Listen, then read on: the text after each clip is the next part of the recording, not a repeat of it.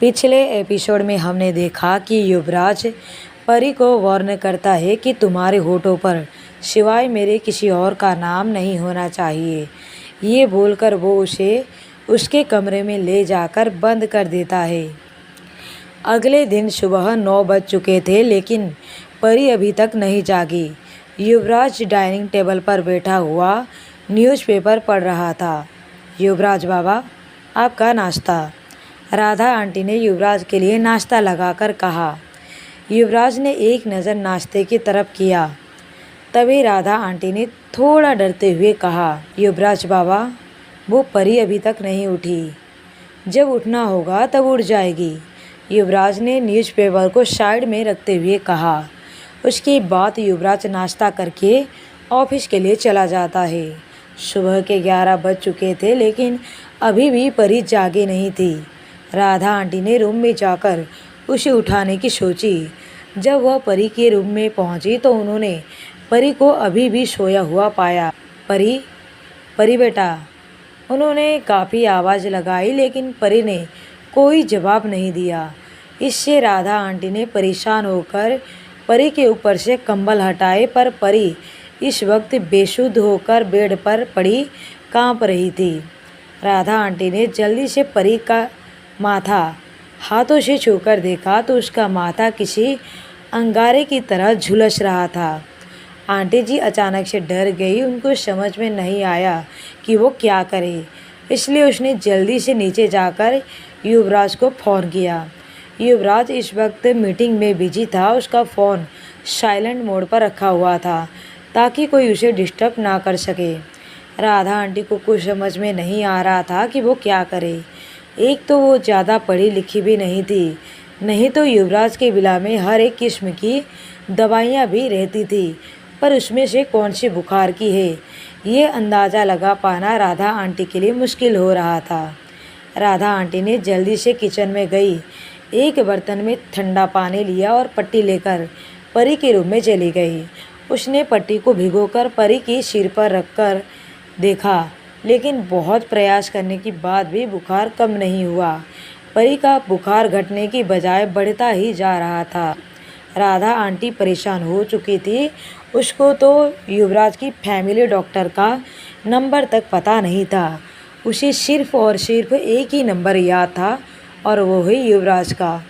तभी एक नौकर भागकर ऊपर आता है और राधा आंटी से कहता है, आंटी जी, साहब का फ़ोन है। नौकर की बात सुनकर राधा आंटी जल्दी से नीचे गई, फ़ोन उठाया और फ़ोन उठाते ही युवराज ने कॉल्ड वॉइस में कहा, क्या बात है आंटी, इतने सारे मिस कॉल्स क्यों है? युवराज बाबा, वो परी बिटिया को बहुत ज़्यादा बुखार है। हमने उनके सिर पर ठंडे पानी की पट्टी भी रखी, लेकिन कोई आराम नहीं हुआ। बुखार तो और भी ज़्यादा बढ़ गया है। क्या उसे बुखार है? युवराज के हाथ उसकी फ़ोन पर कस गए। मैं अब भी आ रहा हूँ, आप मेरा वेट कीजिए, कहकर युवराज फ़ौरन ऑफिस से निकल गया। थोड़ी देर के बाद उसकी गाड़ी उसकी विला के बाहर आकर रुकी। राधा आंटी ने युवराज की गाड़ी की आवाज़ सुनी तो फ़ौरन जाकर डोर के पास गई और डोर बेल बजाने से पहले ही डोर खोल दिया। युवराज अंदर आते ही पूछा, अब कैसी है वो? अभी भी काफ़ी बुखार है, राधा आंटी ने परेशान होते हुए कहा। युवराज थोड़ी भी देर किए बिना परी के रूम में सीधा चला गया। परी काफ़ी ज़्यादा वीक लग रही थी। युवराज ने पहले परी के सिर को छुआ, फिर उसके हाथ की नब्ज़ चेक की। फिर युवराज के आए हुए कुछ ही मिनट हुए थे कि उसकी फैमिली डॉक्टर भी वहाँ पहुँच गई। शायद उसने रास्ते में ही फ़ोन कर दिया हो। डॉक्टर जाकर परी का चेकअप करता है, होश में लाने के लिए कोई इंजेक्शन भी देता है। जैसे ही वह कमरे से बाहर निकला तो युवराज ने घबराते हुए पूछा, डॉक्टर, कैसी है वो लड़की? डॉक्टर ने चौंकते हुए पूछा, मिस्टर राठौड़, ऐसी कोई परेशानी वाली बात तो नहीं है, लेकिन मैंने आपको पहली बार इतना घबराते हुए देखा है। वैसे ये पेशेंट कौन है आपकी? युवराज ने उसकी बात को अवॉइड करता हुआ पूछा, अब हालत कैसी है? तो डॉक्टर ने कहा, बस कुछ ही वक्त में होश आ जाएगा, फिर आप ये दवाइयाँ वक्त वक्त पर उन्हें देते रहिएगा। कहकर डॉक्टर वहाँ से चला जाता है। युवराज को परी की कही हुई बातें उसके दिमाग में घूम रही थी। एक बार फिर से उसने अपने दिल के ऊपर दिमाग को रखा और वो परी के रूम से निकल गया। रूम से बाहर निकलते ही उसने राधा आंटी को देखा जो कमरे के बाहर खड़ी थी। युवराज ने राधा आंटी से कहा, जब इसे होश आ जाए तो मुझे कंफर्म कर देना। ये कहकर युवराज वहाँ से चला जाता है। राधा आंटी अब परी के पास आकर बेड पर बैठ गई। यहाँ हॉस्पिटल में आदित्य आईसीयू में था। उसकी माँ और पापा दोनों बाहर बैठे हुए थे। उसकी माँ काफ़ी परेशान लग रही थी जबकि उसके पापा परेशान और गुस्से में दिखाई दे रहे थे। आखिर उनके बेटे को इस कदर मारने की हिम्मत किसने की होगी। तभी एक डॉक्टर वहाँ आया और उसने आदित्य के पापा से कहा, आपके बेटे को होश आ गया है, अब आप उनसे मिल सकते हैं।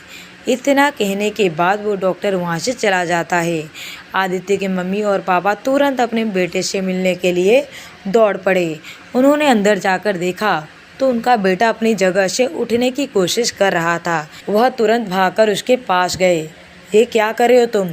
अभी तुम ठीक से रिकवर भी नहीं हुए हो, आदित्य की माँ ने उन्हें रोकते हुए कहा।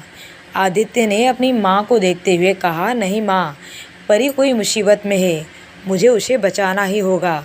आदित्य ने उठने की कोशिश करते हुए कहा। उसकी बात सुनकर उसके पापा ने थोड़े गुस्से से कहा, तुम चुपचाप होकर यहाँ आराम करो। और तुम्हें किसने कहा कि परी मुसीबत में है? मैं उसके बारे में सब कुछ सुन चुका हूँ। वो वहाँ अपनी मर्जी से गई है और अपने बॉयफ्रेंड के साथ रह रही है। तो आदित्य ने कहा, नहीं पापा, आपको कुछ नहीं पता। कुछ तो बात ज़रूर है जो परी उसके साथ रह रही है। मुझे उसे बचाने जाना ही होगा। आदित्य के पापा ने कहा, तुम कहीं नहीं जाओगे और वो लड़की अब हमारे किसी काम की नहीं। जो किसी और के साथ इतने दिन से रह रही हो वो अब इस घर के लायक नहीं। लेकिन आदित्य इतना ही बोल पाया था कि उसके पापा ने गुस्से में कहा, लेकिन बेकिन कुछ नहीं। पर मुझे ये समझ में नहीं आया कि तुम्हें इतना मारा किसने, ऐसी हालत किसने की तुम्हारी। आदित्य अपनी पापा की बात सुनकर चुप हो गया। उसे तो ये भी बताने में शर्म आ रही थी कि वो एक एसीपी होते हुए भी किसी और से मार खाकर आ रहा है। उसने बात को घुमाते हुए कहा, जब मैं रात को वापस घर आ रहा था तो किसने मुझ पर हमला कर दिया।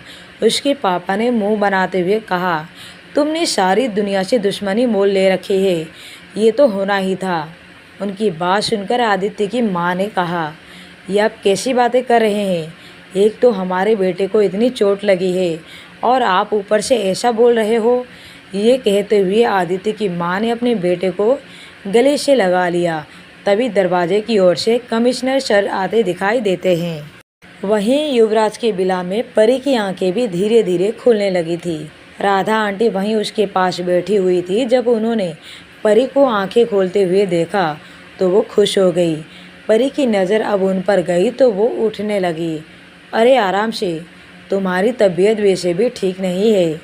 ये कहते हुए राधा आंटी परी को उठने में मदद की। परी का सर अभी भी भारी हो रहा था। उसने अपना सिर पकड़ते हुए कहा, मेरा सर बहुत तेज़ दर्द हो रहा है। तो राधा आंटी ने कहा, तुम्हें तो बहुत तेज़ बुखार भी था। युवराज बाबा ने तुम्हें देखकर काफ़ी परेशान हो गए थे। उन्होंने डॉक्टर को बुलाया, तब जाकर तुम होश में आई। राधा आंटी के इस बात से परी पर कोई खास फर्क नहीं पड़ा। वो पहले भी उसे नफ़रत करती थी और अब भी नफ़रत करती है। फिर राधा आंटी ने कहा, तुमने कल से कुछ नहीं खाया है, भूख लगी होगी, मैं तुम्हारे लिए खाना लेकर आती हूँ। इतना कहकर राधा आंटी वहाँ से जाने लगी तो परी ने कहा, मुझे खाना नहीं खाना, मुझे बिल्कुल भूख नहीं है। राधा आंटी परी की बात सुनकर मुस्कुराई और वहाँ से चली गई। यहाँ परी ने अपनी आंखें बंद कर ली, लेकिन आंखें बंद करते ही उसके दिमाग में आदित्य का चेहरा आ गया। उसने अचानक से आंखें खोलते हुए कहा, युवराज राठौड़, तुमने ये ठीक नहीं किया, इसका हिसाब तो तुम्हें चुकाना ही होगा। इधर राधा आंटी ने नीचे आकर एक नौकर से परी के लिए खाना लगाने के लिए कहा और उसके बाद वो सीधा युवराज के रूम की तरफ चली गई। उन्होंने डोर को नॉक करते हुए कहा, युवराज बाबा हम हैं। तो युवराज ने कोल्ड वॉइस में कहा, हाँ बोलिए। तो राधा आंटी ने कहा, वो परी बिटिया होश में आ गई। इतना बोलते ही युवराज ने अंदर से दरवाज़ा खोला और कहा, आप पहले उन्हें खाना खिला दीजिए, मैं उससे बाद में मिल लूँगा। पता चला कि मुझे देखते ही वो नाराज़ हो जाए और खाना खाने से मना कर दिया तो। युवराज के मुंह से ऐसे किसी के लिए फिक्र देखकर राधा आंटी मुस्कुराई और युवराज से कहा, ठीक है बोलकर वो वहाँ से निकल गई। जब राधा आंटी खाना लेकर परी के रूम में पहुँची तो परी आंखें बंद करके बैठी हुई थी। उसने अपना सिर बेड पर टिकाया हुआ था। किसी के आने की आवाज़ सुनकर परी ने अचानक से अपनी आंखें खोल ली। सामने देखा तो राधा आंटी अपने हाथों में खाने का प्लेट लेकर खड़ी थी। परी ने नाराज़ होते हुए कहा, मैंने कहा था ना कि मुझे भूख नहीं, फिर भी आप क्यों लेकर आ गए हो खाना? परी ने मुंह फेरते हुए कहा। राधा आंटी ने प्यार से उसे समझाते हुए कहा, गुस्सा कभी भी खाने के ऊपर नहीं निकालनी चाहिए, क्योंकि खुशकिस्मत वालों को ही नसीब होता है खाना, नहीं तो कई लोग खाना न मिलने की वजह से भूखे मर जाते हैं। इसलिए हमें कभी भी खाने का अनादर नहीं करना चाहिए। परी ने पलटकर देखा तो राधा आंटी वहीं उसके पास बेड पर बैठी हुई थी। पता नहीं क्यों राधा आंटी को देखकर परी को अपनी माँ की याद आ गई, क्योंकि परी की माँ भी खाना न खाने पर ऐसा ही कुछ कहती थी, जो कि अभी अभी राधा आंटी ने कहा। परी से और ज़्यादा देर तक नहीं रुका गया। वो राधा आंटी के गले लग गई और ज़ोर ज़ोर से रोने लगी। परी ने रोते हुए कहा, युवराज बहुत बुरा है आंटी, बहुत बुरा। तो राधा आंटी ने कहा, वो बुरे नहीं है, बस अकेले हैं, और इसी अकेलेपन ने उन्हें इतना कठोर और निर्दयी बना दिया है। परी ने रोते हुए अपना गर्दन हिला दिया और कहा, नहीं, वो बहुत बुरा है, एक डेविल है वो। इस बार राधा आंटी ने परी की कोई बात का जवाब नहीं दिया और उन्होंने परी को जी भरकर रोने दिया। बहुत देर तक रोने के बाद परी का मन हल्का हो गया। उसके बाद राधा आंटी ने अपने हाथों से परी को खाना खिलाया। खाना खिलाने के बाद राधा आंटी वहाँ से चली गई, लेकिन परी वह इस तरह से यहाँ नहीं रह सकती थी। अब उसको खुद को कुछ करना ही होगा यहाँ से निकलने के लिए। आगे की कहानी जानने के लिए यूं ही बने रहिए माय डेंजरस लवर पर।